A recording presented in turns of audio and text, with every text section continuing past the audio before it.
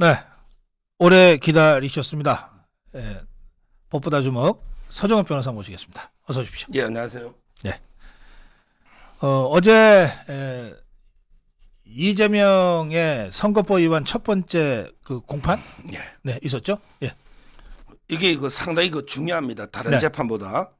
왜냐하면 이제 다른 재판은 이재명 혼자인데 죽으면 끝나는데 구속되거나 네, 이 재판은 이제 민주당도 같이 죽는 거예요.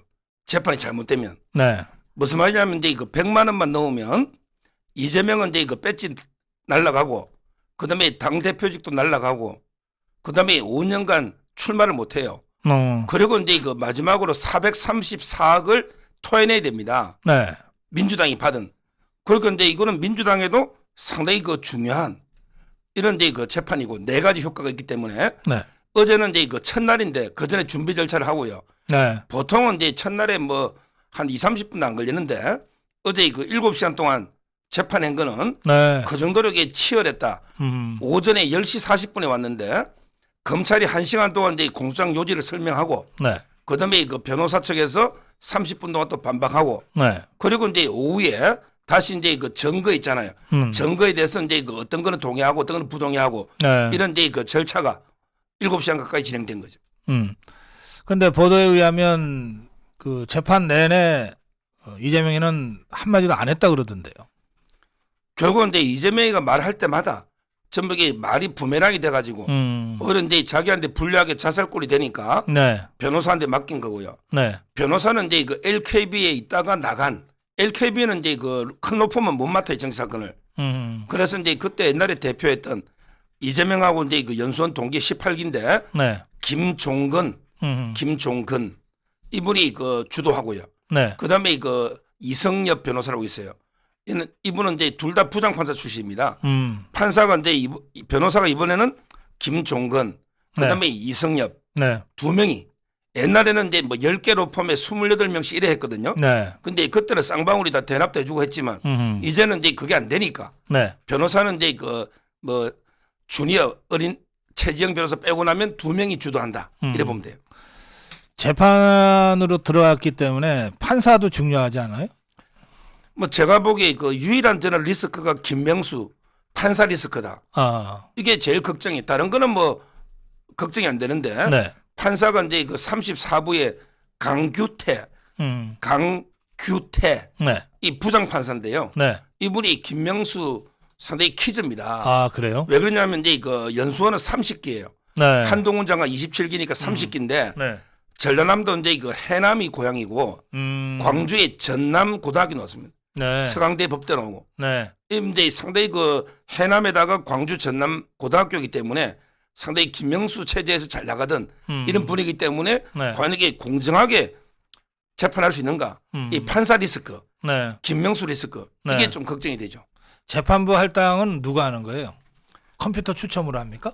그거는 이제 법원장이 법원장? 여러 가지 이제 룰에 따라서 사건 번호가 있으니까 네, 오늘은 이제 3월 4일이다. 네. 그러면 이제 날짜별로 사건 번호가 4로 끝나는 걸로 이렇게 네. 하는 사람도 있고 그러면 여러 가지로 합니다. 그러면 우연히 지금의 재판부가 이 재판을 할당받았다 이렇게 봐야 됩니까? 아니면 뭔가 의도를 갖고 이 재판부한테 이 사건을 줬다고 봐야 됩니까?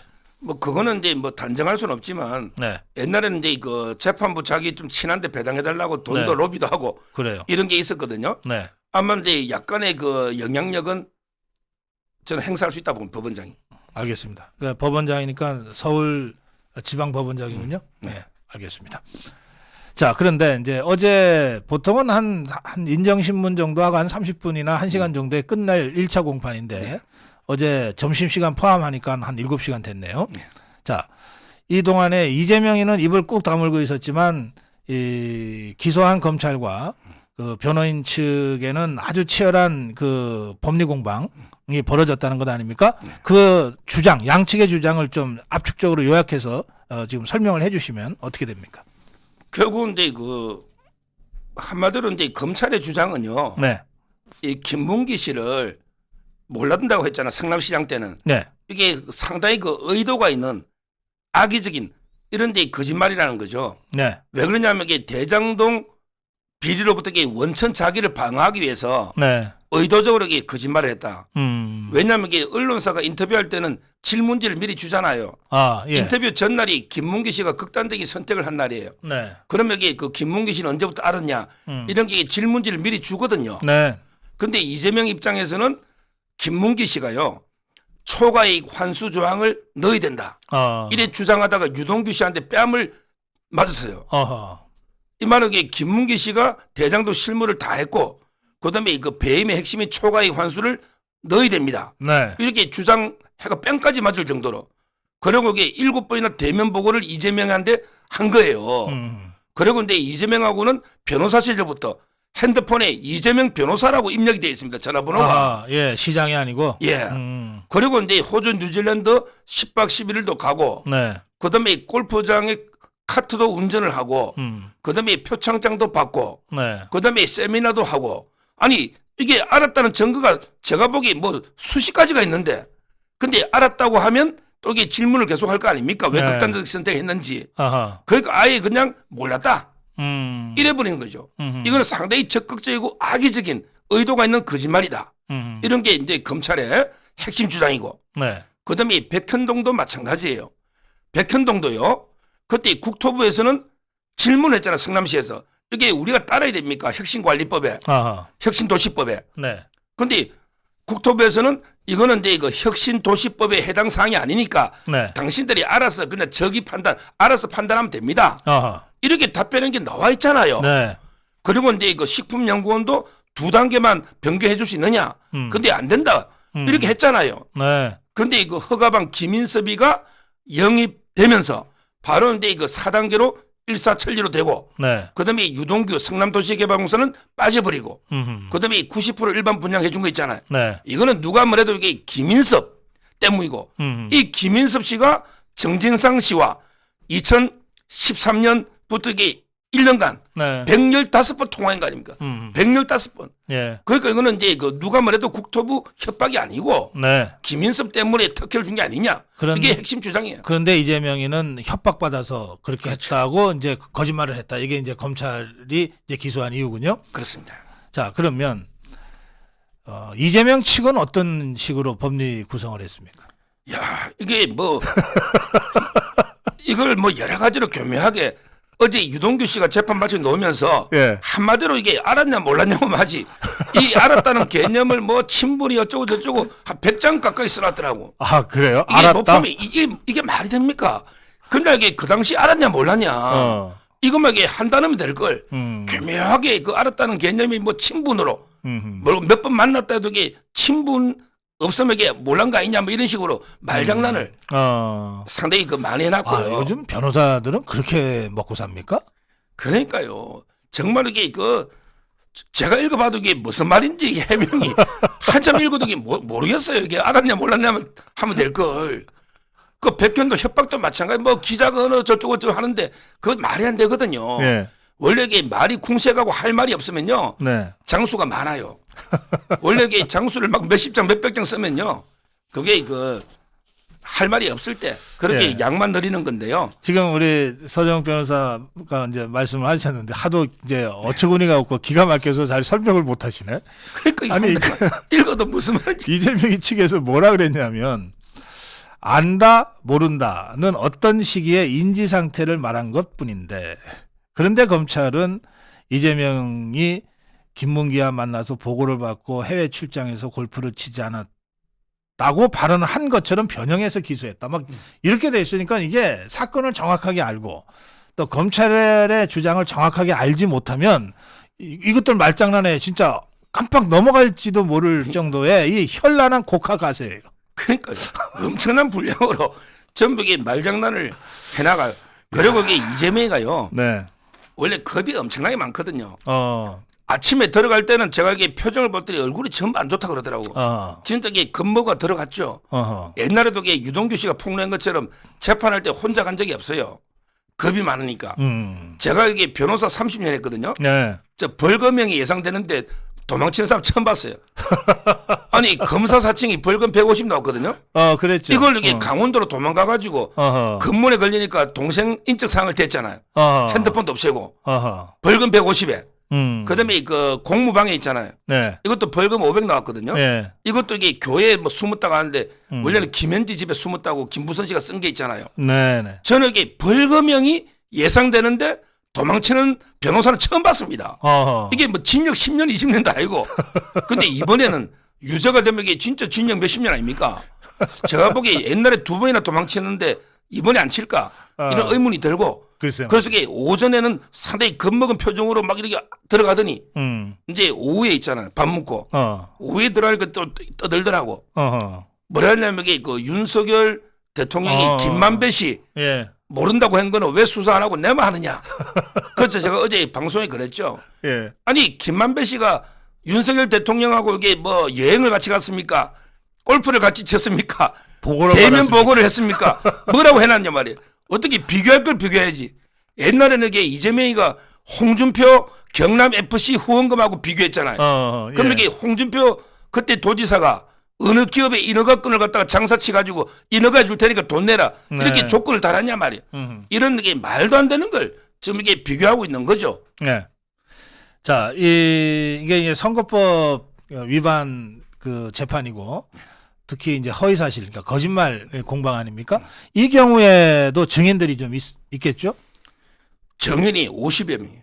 그렇게 많아요? 저도 깜짝 놀랐어요. 준비 예. 절차에서. 아하. 그래서 이제 격주로 집중심리가 격주로 재판을 해요. 네. 재판 자주 합니다. 네네. 31일 날 유동규 씨가 노는데. 3월 달에 3번 하더군요. 예. 근데 과연 6개월 만에 원래 끝내야 되거든요. 아하. 원래는 6개월, 23개월, 33개월, 1년 안에 끝내야 돼요. 네. 근데 정인이 지금 준비 절차에서는 50명인데 네. 얼마나 이게 더 축소를 할지 하루에 정인 둘이 하기도 힘들거든요. 그러면 이게 재판이 저는 엄청나게 총선 전에 끝날까? 이 정도로 이게 그 정인이 많은데 네. 제가 보기에 그 핵심 정인은요. 네. 결국은 이제 고 김문기 씨 부인 있잖아요. 네. 아들도 이게 울부짖었지만 아하. 그 크리스마스 때 네. 이재명이가 그 산타 옷 입고 춤출 때 그때 극단지 선택하신 거 아닙니까? 예, 그 극단적 선택을 한 다음 날인가 예, 그렇죠? 그렇습니다. 예, 이재명이가 춤춘 게. 예. 예. 그러니까 이제 그 김문기 씨 부인이나 유족 이게 상당히 중요한 정인이고요. 네. 그다음에 그 31일 날 유동규 씨가 나오죠. 음. 유동규하고 이제 그 이재명이하고 네. 과연 이게 붙었을 때 이재명이 뭐라 할지 이제 대면에서 대면하죠. 진술이 있군요. 물론 이제 그 검사가 먼저 유동규한테 묻고 네. 그다음에 이재명 측이 변호인이 묻고 네. 그다음에 그 판사가 마지막 질문하거든요. 네. 근데 이재명도 뭐 손들고 몇 개 물어볼 수는 있어요. 음. 따라서 이제 그게 아마 하이라이트가 될 거고요. 네. 저는 이제 그 오히려 백현동에 정바울이라고 있어요. 예. 이분이 시행사 대표입니다. 네. 아시아 디벨로퍼 사장이에요. 네. 이분이 김인섭 씨를 50% 지분으로 처음에 영입했거든요. 네. 근데 분쟁이 생겨서 나중에 70억 주기로 조정이 됐어요. 네. 근데 이때 김인섭 씨가 이재명이 2021년 돈이 많이 필요했잖아요. 그러니까 이제 그 70억 받을 걸 담보해가지고 김인섭 씨가 현금을 30억을 만듭니다. 미리 받아요. 예. 건설업자한테 아니 그 사람한테 받은 게 아니고 다른 건설업자한테 사업 줄게 꼬시가지고. 네네. 그런데 김인섭이 안 갚으니까 정바울 사장이 30억을 대신 갚아주거든요. 네. 이런 게 정바울 사장이 일을 갈고 있더라고. 음. 이분이 백현동 하기 전에 돈 1억이 없어가지고 제 아는 선배한테 막 돈 구하러 다녔어요. 제가 이게 그 사정을 다 들었거든요. 네. 따라서 저는 정바울 사장 본인이 조사받고 있는데 네. 내가 3천억 다 날리더라도 저 김인섭이 이재명이 잡아야 되겠다. 아하. 이런 심정이에요. 그래요? 수사를 자료를 다 갖다 줘 검찰에. 아하. 따라서 저는 그러면 이게 백현동의 진실은 이미 다 나왔잖아요. 네. 이미 국토부나 네. 이런 데 그 하이라이트가 되지 않을까 이렇게 봅니다. 알겠습니다. 아까 이제 이게 이재명 개인 사안으로 끝나는 게 아니다. 100만 원 이상의 그 공직 그 박탈형이 나오면 더불어민주당도 434억 원의 국고보조금, 선거지원금을 토해내게 된다. 이런 말씀하셨는데 그럼 우리 서정욱 변호사 지금 이 재판 전개 양상을 보면 형량을 어떻게 예상하십니까? 이거는 이제 그 백현동 뭐 그거는 공문으로 모든 게 명백하고요. 네. 그리고 이제 그때 경기도 국정감사할 때 네. 놓은 거 아닙니까? 이거는 이제 국회에서 정언 감정에 관한 법 있잖아요. 이것도 해당이 됩니다. 어허. 선거법도 해당이 되고 그러네요. 형을 예. 2개로 선고할 겁니다. 음흠. 저는 뭐 이거는 이게 벌금 사안이 아니고 저는 5년 이하의 징역 또는 3천만 원의 벌금이거든요. 허위 사실 공표하면. 네. 저는 오히려 이게 징역이 선택돼서 최소한 이게 집행유예는 놓여야 네. 이 제 주장이고 음흠. 일반적인 예측은 저는 이게 이재명을 좀 미워하니까 제 희망적인 네. 주장이고 네. 제가 이게 여러 법조인들 객관적인 법조인들 있잖아요. 네. 물어보면 이게 100만 원은 넘어야 되는 사안이다. 왜냐하면 이거는 자기 어떤 정치적 이익을 위해서 상당히 의도적으로 아주 이게 고의로 사전에 치밀하게 생각해서 허위 진술한 거지. 옛날에 그 권순일이가 살려준 거 있잖아. 뭐 저는 그것도 이게 판결이 말이 안 된다 보지만 네. 그때는 이게 그래도 김영환 도지사하고 토론 과정이 놓았잖아요. 막 추궁받다가 예. 근데 뭐 저는 그 판결도 문제라 보지만 그때도 100만 원 넘었거든요. 네네. 근데 이번에 거는 상당히 질이 안 좋다. 그렇죠. 따라서 이게 그렇죠. 일반적인 법조계 의견은 음. 당연히 당선 100만 원 넘을 거다. 이래 보는 게 일반적입니다. 그러니까 이렇게 그냥 가만히 있다가 갑자기 기습 질문을 받아서 얼떨결에 뭘 얘기를 했는데 이게 나중에 보니까 거짓말이었다. 이거 하고 네. 이 이슈가 막 핵심 쟁점이 돼가지고서 기자들이 쫙 해서 얘기를 듣겠다 하고 있는데 거기다 대놓고 아주 천연덕스럽게 거짓말을 한 것하고는 좀 다르다는 거잖아요. 그럼요. 네. 제가 어제 그 TV조선 나가서 네. 그 베드로의 비유를 들었거든요. 네. 네. 예를 들어 이제 예수님이 재판하는데 네. 베드로가 이제 그 정인에 넣었다. 예를 들면 이런 경우에 그 베드로 너 예수 알아? 이러면 이게 그 베드로 입장에서는 고민해 보잖아요. 예수님을 안다고 하면 혹시 이게 나도 공범으로 처벌되지 않을까? 이런 게 걱정이 되잖아요. 그러니까 이제 생각해서 아예 나 예수 몰라요. 이렇게 부인해 버린단 말이에요. 이게 주관적인 우리 판례함에게 기억이 안 나는데도 잘 기억이 확실하다고 하는 것도 위정. 그다음에 반대 기억이 나는데도 안 나는 것처럼 해도 이게 위정. 내면적인 사실도 허위로 하면 이게 위정이다. 이건 확고한 판례입니다. 우리 법에 확고한 판례예요. 왜냐하면 위정이라는 거는 주관설입니다. 객관설이 아니에요. 자기 기억에 반하는 게 다 위정이에요. 네네. 주관설이랍니다. 그 객관적인 팩트가 중요한 게 아니고 따라서 이제 그 저는 그 베드로가 의도적으로 이게 예수를 부인한 거지. 뭐 이게 갑자기 질문하니까 생각이 안 나서 예수 몰랐다? 이게 말이 안 되잖아요. 성경에도 3번 부인하고 있지 않습니까? 그렇지. 따라서는 3번 부인할 거라 했지. 예, 실제 부인했잖아요. 부인하고. 나중에 물론 뭐 회개했지만 예, 그러니까 그거는 부인이라고 표현해. 부인. 그러니까 이번에 이게 똑같은 이치거든요. 어허. 김문계 모른다는 게. 예. 왜냐하면 이게 김문계 안다는 순간에 아주 본인한테 불리하기 때문에 대장동과. 네. 그래서 이게 저는 의도적으로 했다. 이래 보는 거예요. 그렇죠. 예. 자, 어제 이재명 재판과 관련된 말씀 이모저모를 다 정리해봤습니다. 예. 해길정님 아미교에 오셨군요. 환영합니다. 프리지아 향기님, 올바른 서정욱 변호사님 응원합니다 하시면서 슈퍼챗 해주셨습니다. 고맙습니다. 야, 이재명에 대해서. 근데 이게 이제 그 시작이죠. 재판 이게 앞으로 대장동 위례 FC 요걸 이렇게 먼저 불구속으로 기소해놨고 네. 나머지 이제 그 쌍방울, 백현동, 정자동으로 영장을 다시 청구하자. 네. 지금 이게 이런 방향으로 좀 많이 가는 것 같아요. 예. 지금 현재 이번에 부결된 거 있잖아요. 네. 왜 그래야 이게 이재명 재판이 많아지니까 요걸 이렇게 저는 여기에다가 앞에 걸 또 합쳐가지고 청구하는 것도 있었는데 네. 그보다는 이제 그 3개를 불구속하고 다음 주나 그다음에 쌍방울이나 백현동으로 이렇게 다시 영장 청구하면 되는 게 아니냐. 뭐 이런 이제 그 분위기가 상당히 있는데요. 알겠습니다. 저는 이재명의 재판은 이게 이제 그 격주로 뭐 검열하지만 앞으로 이게 기소가 되면요 결국 재판 주 4회로 갑니다. 주 4회로 가면 이게 그 당무는 보기 어렵다 저는 이래 봅니다. 네. 여기 베드로처럼이라고 좀 불편하게 들으신 분들이 계신데 그런 건 비유가 아니고요. 예, 그냥 우리 서정욱 변호사가 대중적으로 알기 쉽게 설명하시려고 하신 말씀이니까 그렇게 불편한 마음 가질 건 아닐 것 같고요. 여기 재판 끌지 말고 신속하게 판결해야 합니다 하셨는데 지금 재판을 끄는 건 아니죠?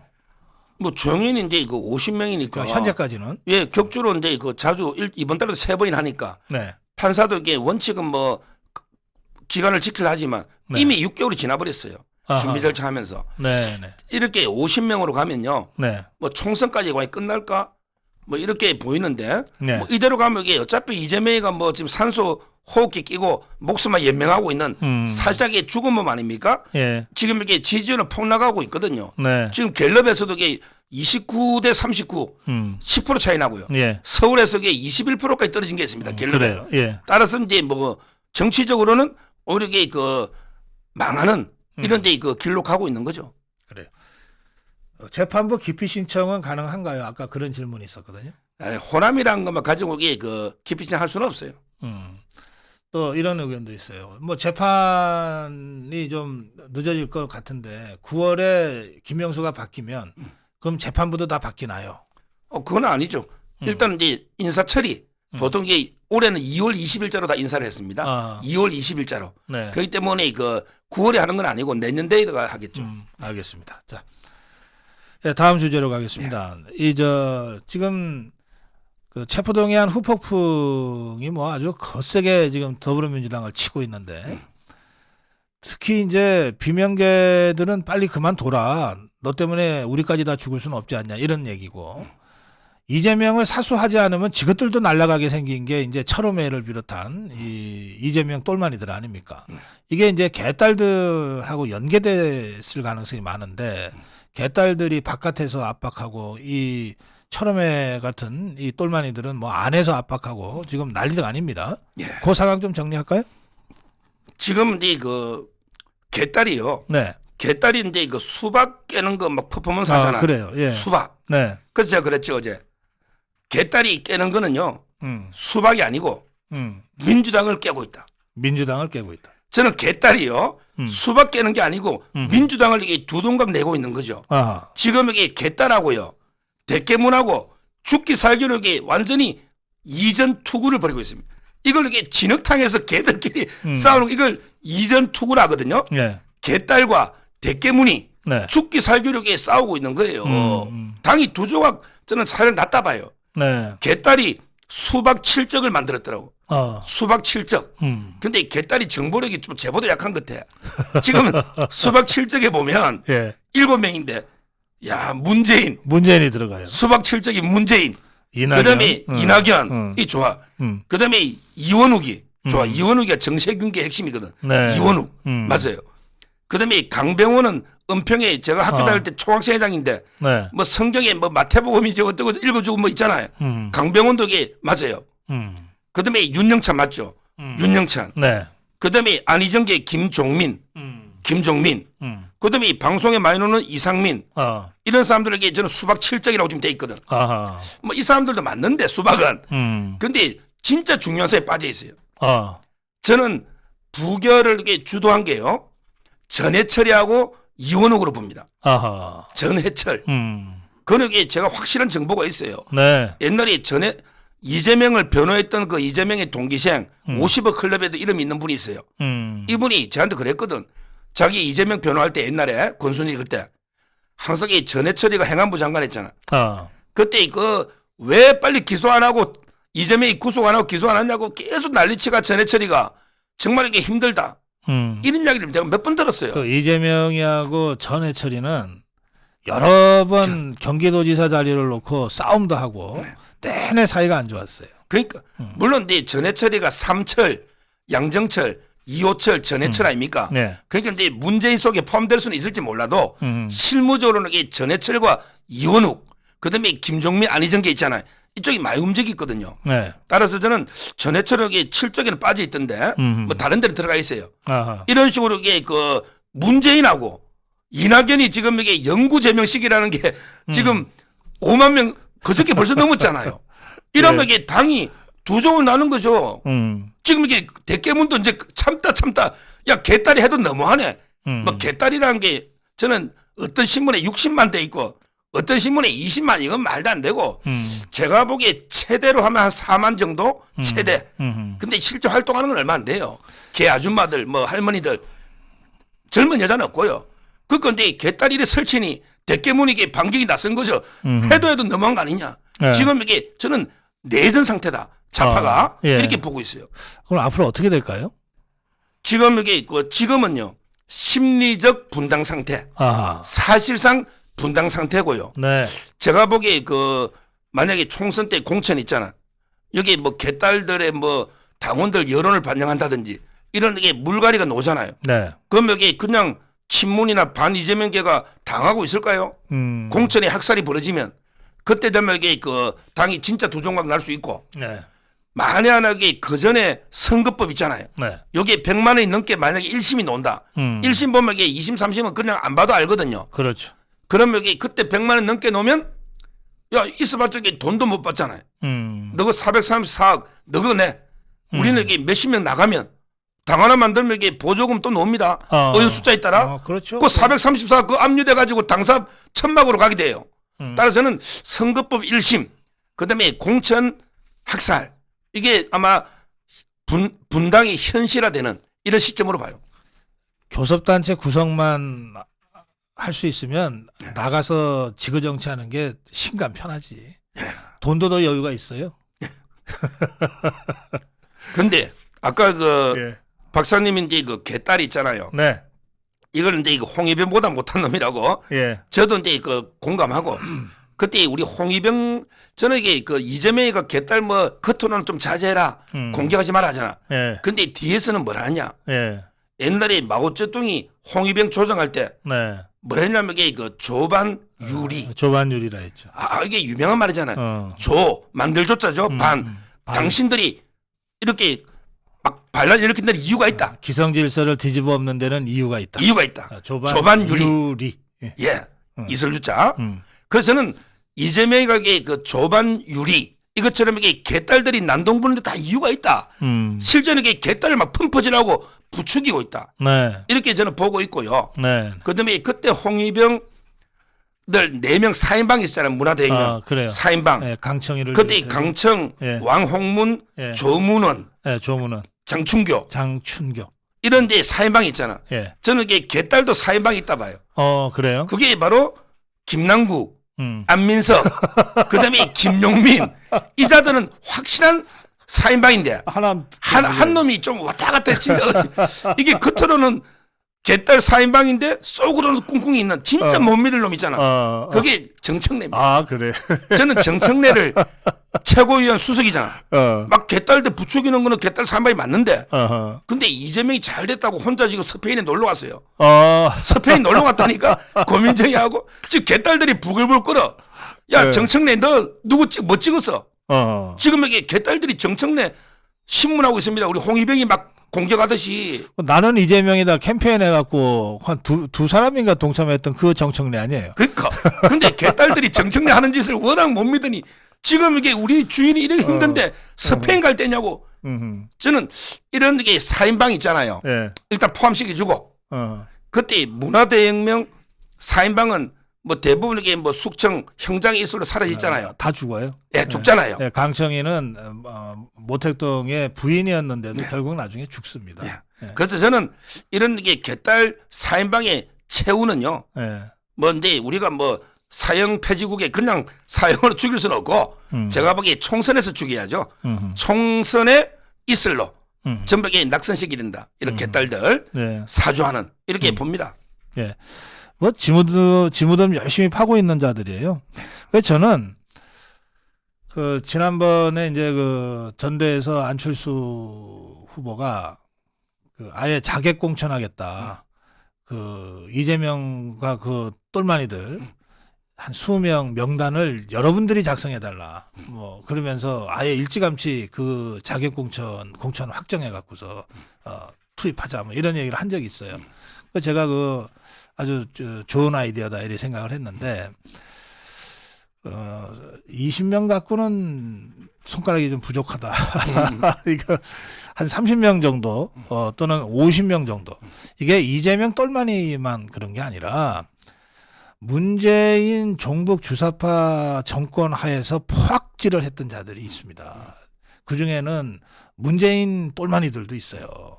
그리고 이재명 똘마니들도 있고. 그러면 지금 이재명 상대한다고 문재인 똘마니들 5년간 폭정을 저질렀던 자들은 그럼 놔둘 겁니까? 그 박범계 그냥 놔둘 거예요? 그러니까. 이재명 똘마니 아니라고? 아니잖아요. 그래서 저는 이게 30명이든 50명이든 좀 명단 작성해야 된다고 생각해요. 해서 이 명단은 이런 명단입니다. 대한민국 정치 발전을 위해서 다음 국회에서 절대 여의도에 입성시켜서는 안 되는 사람들. 이 명단이에요. 예. 예. 이거를 좀 우리도 제대로 작업해야 되지 않나 그런 생각이 드네요. 예. 제가 근데 이재명 네. 이 두 개 네. 하면서 이제 그 마무리로 네. 요즘 이게 소설 속의 인물로 많이 비유하더라고요. 예. 제가 이제 요즘 가장 재밌게 읽고 있는 책이요. 네. 그 우리 이병주 선생 있잖아. 예, 예. 이병주. 이분이 옛날에 지리산하고 산하, 지리산. 네. 이 책이 박근혜 대통령도 그때 옥중에서 읽었던 유명한 책이잖아. 네. 그리고 이게 제가 얼마 전에 교보문고 갔다가 그 남노당이라는 소설을 발견했어요. 이병주 선생이 쓴 상중하 남노당 있어요. 책 예. 제목이. 네네. 근데 그 박헌영이가 주인공이거든요.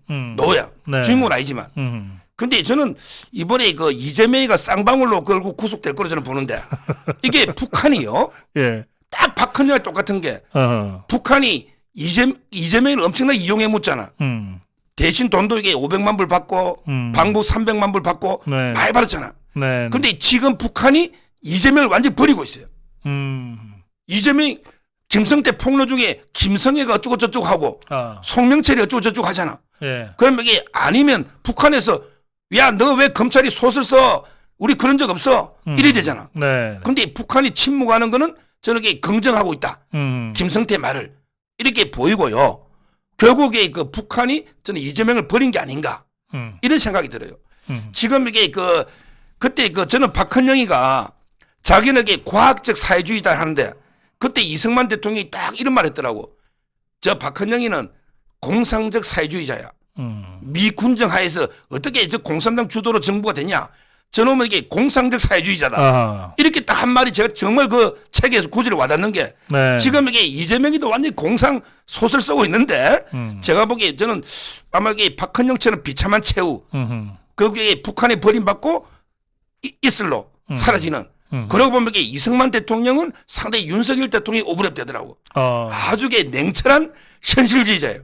저는 윤석열 대통령이 이승만 역할이 되고 박헌영은 이게 이재명 이런 게 저는 연상이 많이 되더라고요. 알겠습니다. 여기 급한 질문이 하나 있어서 잠깐 좀 답변 드리고 가야 되겠어요. 밍밍님이 하나만 질문요. 최고위원 2명인데 남자 2명 찍어도 되나요? 아니면 여자 1명, 남자 1명을 찍어야 하나요? 그거는 이게 남자 2명 찍어도 되죠. 남녀 구분 없습니다. 그냥 2표 남자 2명 찍어도 되고 여자 2명 찍으면 안 되네. 이번 전대에서는. 여자 2명 찍어도 돼요. 네. 예, 남자 2명도 찍어도 되고 여자 2명도 찍어도 되고 1명씩 찍어도 되는데 남녀 구분은 없습니다. 다만 이렇습니다. 선출직 4명과 청년 최고위원을 따로 뽑잖아요. 선출직 4명 중에 여성이 1명 있으면 이제 그걸로 됩니다. 그런데 찍어놓고 봤는데 여성이 1명도 없고 남자만 1, 2, 3, 4등을 했어. 그럴 때는 4등 남자 당선자를 빼고 그 자리에 나머지 이 떨어진 후보들 중에 여성이 1명이건 2명이건 있을 거 아니에요. 1명 있으면 그 여성, 2명 있으면은 둘 중에 조금이라도 득표를 더 많이 한 여성을 최고위원으로 집어넣습니다. 그래서 어떤 경우에도 당 지도부에 여성 최고위원이 1명은 있게 만듭니다. 예, 그런 곳은 나중에 이제 다 투표 끝난 다음에 당에서 처리할 문제니까 여러분들이 미리 생각하실 필요 없어요. 지금 여러분들이 투표하고 계신데 여러분들은 그냥 이 사람이 우리 당을 위해서 필요해 라고 생각하는 2명, 남녀 구분 없이 2명을 찍으시면 됩니다. 그다음에 성우채 님이 제 말씀을 듣고 올리신 것 같기도 한데 공천 잘해서 아래의 인간들을 낙선시켜야 합니다 하면서 쫙 이름을 한 30명 되는 것 같아요. 여러분들 참고로 우리 성우채 님이 올리신 댓글 한번 봐주시면 좋겠습니다. 자, 이제 참 이것도 짧게 좀 정리를 하고 가야 될 것 같아요. 지금 정의영이하고 서훈이하고 노영민이하고 김현철이를 불구속 기소했나요? 야, 이게 서훈이는 지금 구속돼 있습니까? 불구속 지금 4명 기소가 돼 있는 거죠. 다시 풀려나 있죠. 예. 이게 이재명 건의 무죄 거래치 엄청난 건입니다. 예. 제가 보기에 이재명 건에 묻혀 있는 거죠. 지금 이게 문재인 정권의 안보 라인의 핵심들이 다 기소가 됐잖아요. 네, 네. 그때 2019년 11월 달에 북한 우리 동포가 2명이 기소했잖아요. 네. 근데 이걸 재판도 없이 그냥 강제로 눈 가리고 북송시켜 버린 거 아닙니까? 네. 이거를 책임자로 당시 정의용 안보실장, 그다음에 노영민 비서실장, 네. 그다음에 서훈 국정원장 그다음에 김연철 통일부 장관 이 핵심들을 다 기소한 거예요. 엄청난 거죠. 혐의는 이제 직권 남용하고요.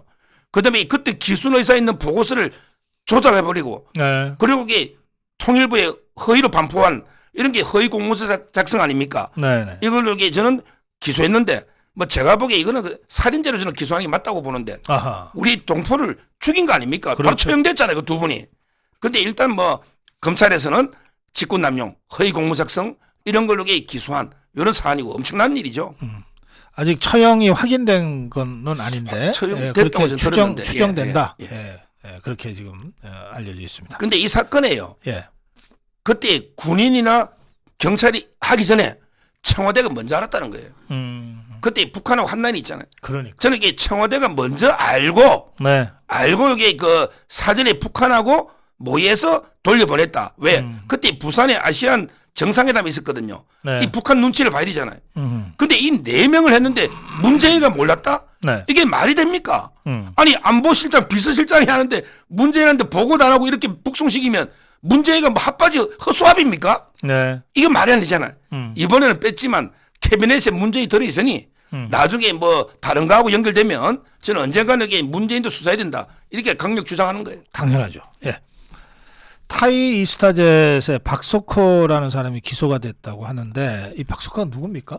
아, 이거는 이제 기소가 아니고 영장을 청구했는데 영장 청구. 영장은 기각됐어요. 그런데 이 박석호가 타이 이스타젯 있잖아요. 거기에 그 대표입니다. 그 이상직이의 그 이스타젯 하고 이제 거의 뭐 자회사라 봐야죠. 예, 자회사. 한 회사라 봐야죠. 근데 이 여기서 돈을 70억을 빼가지고 네. 타이에 갔는데 네. 그 돈을 전부 이게 문재인 사위 있잖아. 전 사위 서창호한테 월급 그다음에 주급이 이게 다 줘버린 거 아닙니까? 근데 영장이 당시에는 서창호라는 자가 문재인의 사위였죠. 예, 그때는. 예, 그 이후에는 뭐 어떻게 되는지 모르겠는데, 그러니까는 그 사건을 구성하려면 문재인의 사위인 서창호에게 타이 이스타젯이 돈을 줬다. 그렇죠. 이렇게 되는 거죠. 그렇죠. 취직을 시켜서. 그렇습니다. 예. 근데 이게 이상적이는 전혀 내하고 관계없는 일이다. 이렇게 잡아뗐는데 너무 증거가 너무 많이 나가지고요.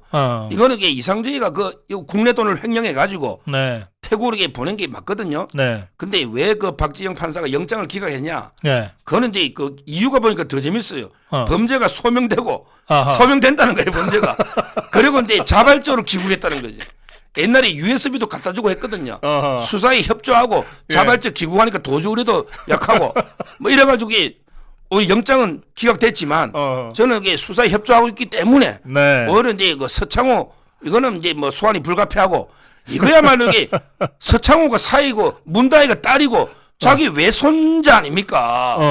그렇지. 그 돈 준 건 문재인의 외손자. 이게 이거는 제3자 뇌물이 아니고 직접 뇌물이에요. 가족은 직접 뇌물. 그러니까 이 박석호한테 물어봐야 되겠네. 너 서창호를 보고 줬냐? 아니면 문다희를 보고 줬냐? 아니면 그 애 보고 줬냐? 아니면 문재인 보고 줬냐? 이걸 물어봐야 되는 거네. 그게 뭐 물어보나 마나죠. 그건 뻔한 거 아닙니까? 법이라는 게. 따라서는 이거는 이게 전형적인 매관 매직입니다. 아하. 그러면 이게 이상적이는 뭐 중소기업 벤처진흥공단 이사장도 하고 공천도 받고 네. 별의별 혜택을 누렸잖아요. 그래요. 예. 그 딸하고 사이 외손자 지원해주고 이게 매관 매직입니다. 아하. 서창호가 뭐 비행기 빚잖아 합니까? 운항한 적도 한 번도 없잖아요. 이 지금 이게 이것 때문에 직원들이 얼마나 지금 피해 많이 보고 있습니까? 따라서는 상당히 큰 문제다. 네. 이 부분도 네. 앞으로 이게 그 서창호 소환 한번 지켜봐야 됩니다. 알겠습니다. 이것도 또 서창호까지만 수사하고 문재인한테는 손도 안 대고 이럴까요? 그러면? 그거는 말이 안 되죠. 서창호가 뭐 아무것도 아닌데요. 서창호한테 왜 돈을 줍니까? 그거 말이 안 되는 거죠. 예. 이거는 그러니까 서창호 사건이 아니고 여러분 문재인 사건이라고 사건 이름을 정확하게 기억하셔야 됩니다. 자,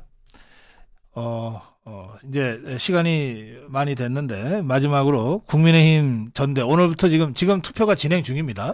네. 아마 근데 오늘 내일은 네, 모바일로 하고요. 네. 그다음에 모바일 잘 익숙하지 않은 분도 있잖아요. 네, 그렇죠. 그다음에 이틀 동안 이제 ARS로 전화가 오면 아마 이게 누르면 될 거고요. 예.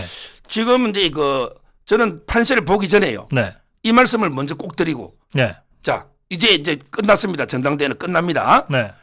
저는 모든 후보는요 이 박근혜 대통령의 명연설 제가 보기에 저는 우리 역사상 정치인들 연설 중에 이런 연설도 없어요. 네. 박근혜 대통령이 그때 이명박 대통령하고 경선했잖아. 2007년. 예. 네. 그때 와 정말 이게 억울한 게 432표를 이겼더라고 당원들. 432표. 근데 여론조사에서 져가지고 1.5로 진 거죠.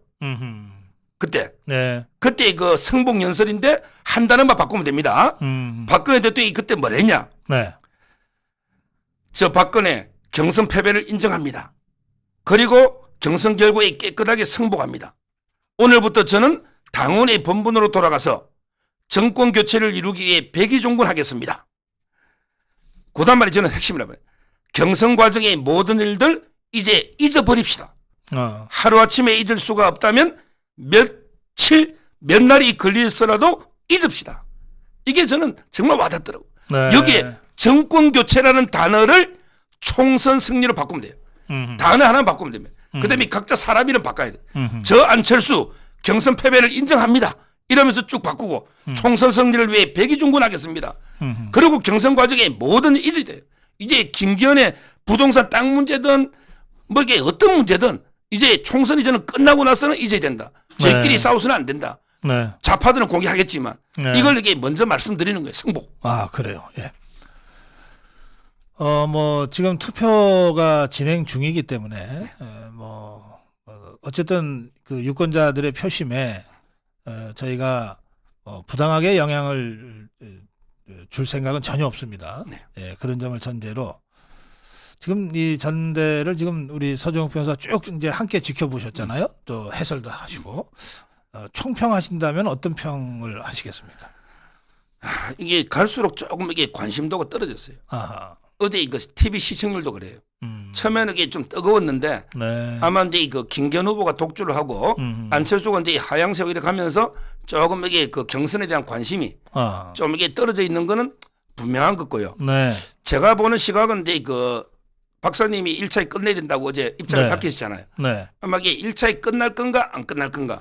이게 아마 이게 그 유일한 지금 이게 관심이 아닌가. 네. 지금 이제 여론조사상으로는 50% 넘은 건 없어요. 네. 김기현 후보가. 네. 네. 그렇지만 이제 그 책임 당원들이 또 이게 일반 지지층하고 틀릴 수가 있잖아요. 네. 책임 당원들이 볼 때는 혼란을 이게 더 이상 조기하자. 이래서 이게 좀 쏠리면서 밴드웨거나 네. 이러면 이게 1차에서 끝날 수도 있고 예. 아니면 이게 결선갈 이게 저는 마지막의 변수다. 네. 네. 이렇게 저는 예상하고 있습니다. 판세는. 예. 그 제가 이제 이 1차 과반이라고 표현했는데 1차 과반과 결선의 차이를 제가 그렇게 말씀을 드렸어요. 1차 과반은 유권자들의 자발적 총의가 모인 것이다. 그래서 과반의 총의가 모였기 때문에 아주 흔쾌해진다. 이긴 사람이나 진 사람이나.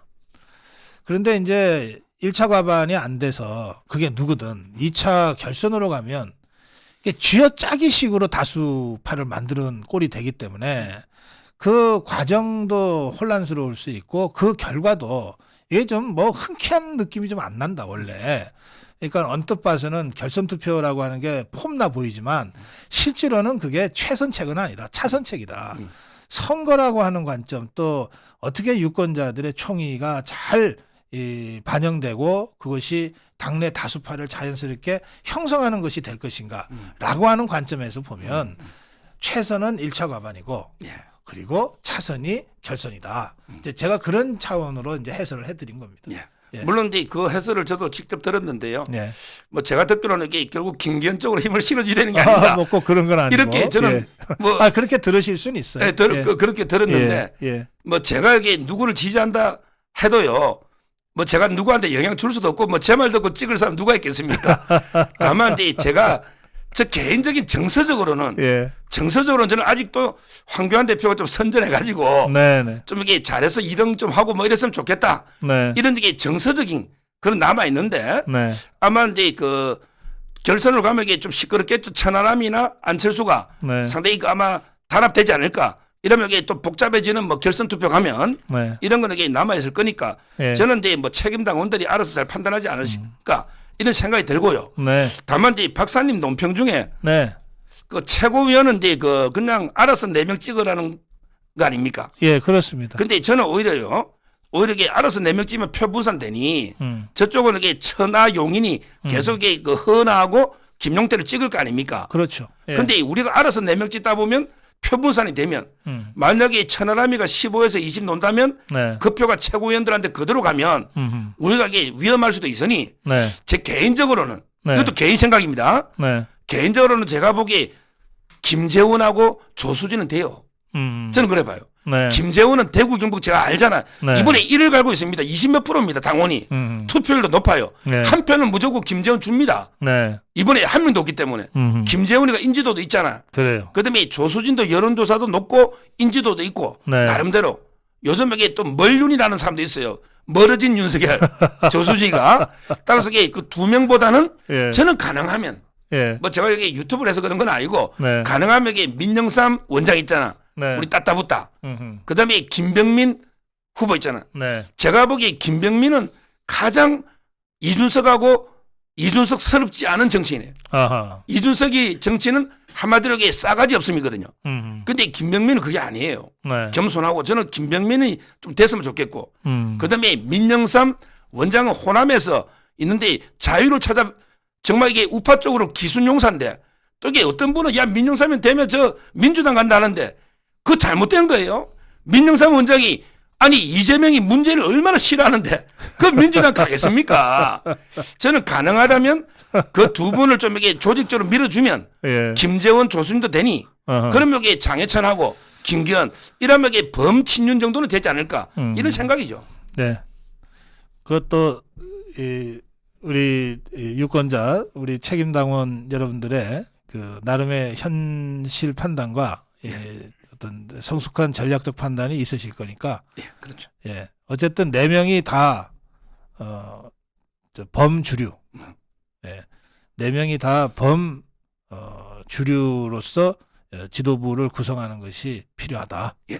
그리고 어떤 경우에도 그 김종인이 유승민이 또 이준석이 꼭두각시 노릇을 할 반자유주의 세력이 단 한 명이라도 최고위원에 들어가서는 안 된다. 예, 저는 이 점만 유념하면 나머지는 여러분들의 자발적인 전략적 선택과 전략적 집중으로 충분히 해결할 수 있다. 그렇게 생각합니다. 다만 제가 이제 대표 후보나 최고위원 후보에 대해서는 그래서 거명 지지를 제가 이제 안 했고요. 또 왜 약속대로 안 했냐고 하는 문제 제기에 대해서는 제가 사과를 했습니다. 그런데 거명 지지하고 싶은 사람이 딱 한 명 있습니다. 누구? 청년 최고위원 후보 중에 김정식 후보입니다. 그렇습니다. 네, 근데 이유는 간단합니다. 그분이 우리 아미고 회원이기 때문입니다. 저 이거는 솔직히 팔이 안에 굽는 얘기입니다. 아미고 회원을 제가 지지하는 거는 어떤 비난을 받아도 저는 공개적으로 하고 싶습니다. 저도 이게 그 다른 방송에서요. 네. 장해찬이가 예를 들어 되더라도 네. 김정식은 소중하게 그 중요하게 쓸 인물이다.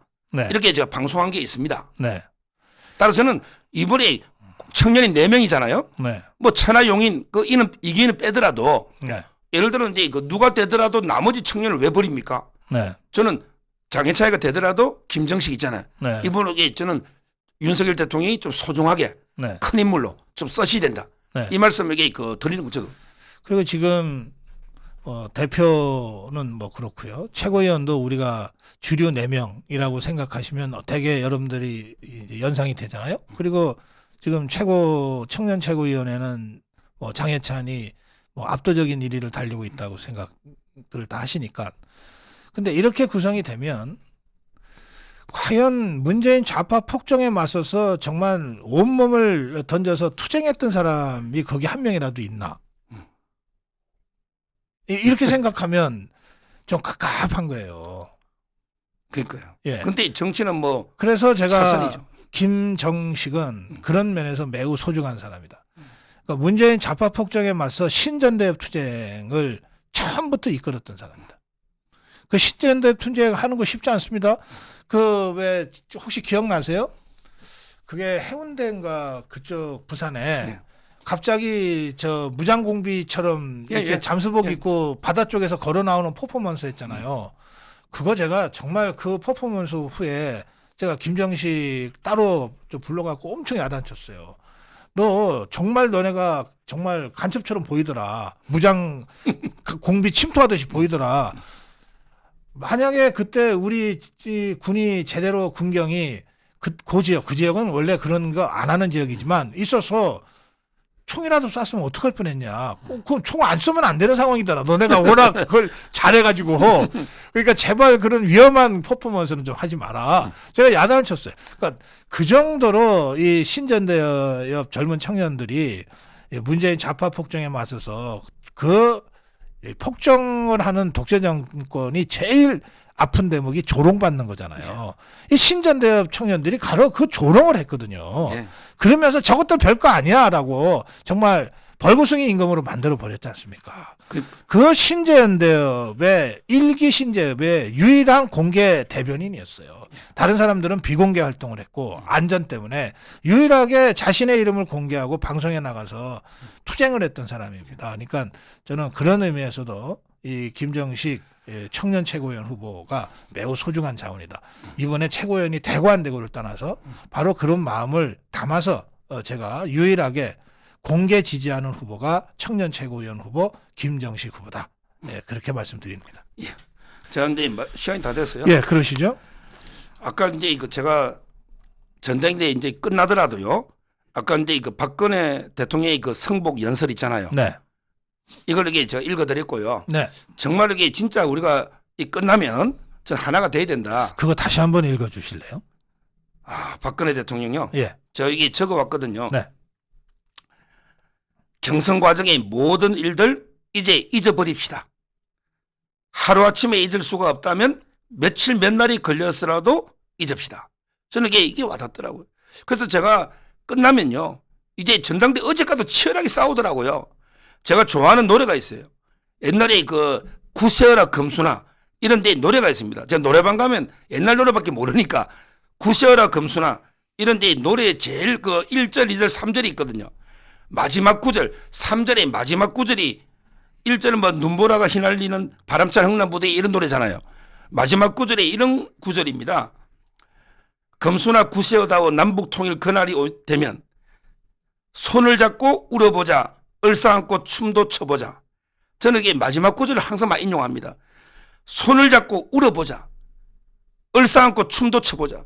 이제 전당대회 끝나면 이제까지 치열하게 싸웠죠. 막 엄청나게 공격하고 돌아올 수 없는 에게 강을 건널 것처럼 서로에게 얼마나 공격했습니까? 이제 다 잊어된다. 저는 이 끝나면 우리가 이게 같이 한 당원으로서 손을 잡고 서로 우는, 그리고 이게 얼싸안고 춤을 추는 이런 게 하나가 되는, 그래서 더 단단해지고 통합돼서 이런 게 저는 국민의힘이 돼야 된다. 그래야만 이게 그 총선도 승리하고, 그래야 이게 완전한 정권 교체를 이룰 수 있고, 그래야 이게 좌파 세력을 일소 청소하고 제대로 이게 자유대한민국을 만들 수 있다. 그래서 저는 마지막은 손을 잡고 울어보자. 얼싸안고 춤도 춰보자. 이 구절로 마치겠습니다. 예, 고맙습니다. 오늘 서정은 변호사와 함께 전대 전반적인 상황과 전대 이후 우리가 어떤 마음가짐으로 다시 재출발해야 되는지에 대한 말씀까지 들었습니다. 2007년 그 대선 후보 경선 전당대회, 그때 이 박근혜 대통령의 당시 후보의 그 패배 연설, 패배 인정 연설이죠. 그 현장에서 이제 개표 결과가 나오고 그거를 이제 그 보고를 하니까 그 보고를 받을 때에 박근혜 대통령 당시 후보의 그 표정이 지금 좀 떠오릅니다.